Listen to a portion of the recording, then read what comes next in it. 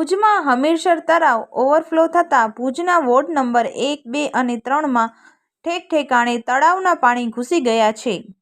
આખી રાત વરસાદ ચાલુ રહ્યો અને તળાવના પાણી આવી જતા આ વિસ્તારો જાણે બેટમાં ફેરવાઈ ગયા હોય એવી પરિસ્થિતિ સર્જાઈ છે।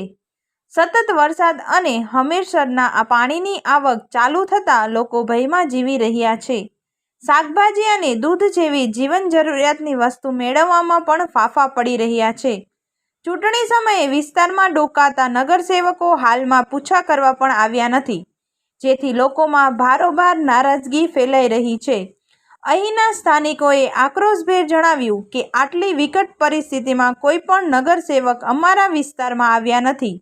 જ્યારે નગરસેવક તરીકે હમીદ ભટ્ટી હતા ત્યારે આવી જ પરિસ્થિતિમાં તેઓએ ખડે પગે ઊભા રહી લોકો માટે ભોજન તેમજ દૂધ સહિતની જીવન જરૂરિયાતની વસ્તુઓની વ્યવસ્થા કરવા સાથે તાત્કાલિકપણે પાણી ઉલેચવાની કામગીરી કરાવી હતી, પરંતુ વર્તમાન નગરસેવકોને જાણે કંઈ પડી જ ન હોય તેમ લોકોની દરકાર લેતા નથી।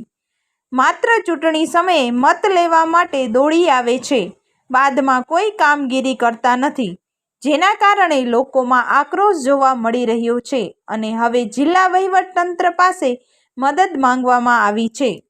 કાલથી ભારે વરસાદ ચાલુ છે, પછી રાતના હમીરસર ઓવરફ્લો થયો છે, બરોબર। આમ વરસાદ ચાલુ છે અને 3 દિવસ થઈ ગયા।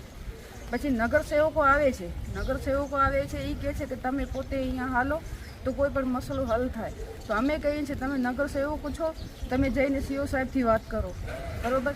આ પાણી ક્યાંથી નાલો સાફ થાય છે શું છે એ લોકોને ખબર પડે ને। બીજી વાત એ છે કે અહીંયા નથી કોઈ દૂધવાળો આવી શકતો, નથી કોઈ બકાલાવાળો આવી શકતો।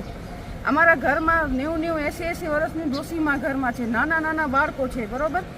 અમે ભલે બહાર નથી નીકળી શકતા, આ લોકો લઈને નીકળી નથી શકતા। આ કહે છે કે તમે સ્કૂલમાં હાલ્યા જાઓ। કોઈ બીજું કોઈ એવું કોઈ ઇન્સાનિયત કોઈમાં છે તો કોઈ પૂછા કરવા આવે હે? હા, આ મસલા હલ થતા હતા। હું કહું છું, આજે હું લાઈ કહું છું કે આમ હમીદ ભટ્ટી જ્યારે અહીંયા હતા ને ત્યારે અમે બધા ભાઈ બહેન બધા અહીંયા વિસ્તારવાળા સ્થાનિક ઉપર ઊભી ને પાણી આજ પાણી અહીંયાથી આમ નીકળતા હતા, ટ્રક લઈ આવતા હતા ટેન્કર લઈને।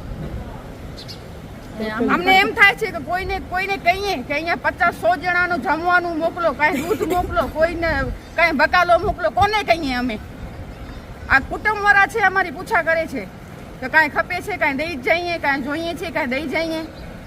હવે આ લોકો કાંઈ ચૂંટણી હશે કે કાંઈ મતદાન હશે તો કોઈ અહીંયા આવશે એમ? આ અમારી હાલત થઈ છે। કાઉન્સિલ કોઈ નથી આવ્યા, હવે અમે કોને કહીએ ને એ કાંઈ ખબર નથી પડતી। તો ઠીક છે કે અમારા પરિવારવાળા છે ને અમે પડોશી છીએ, એકબીજાની પૂછા કરીએ છીએ, બસ। હવે અલ્લાહના ભરોસે છીએ, હવે કોઈના ભરોસે નથી। અમારી હાલત એટલી ખરાબ છે, તમે જોઈ શકો છો કેવી ખરાબ છે। અમે ક્યાં જાય હવે?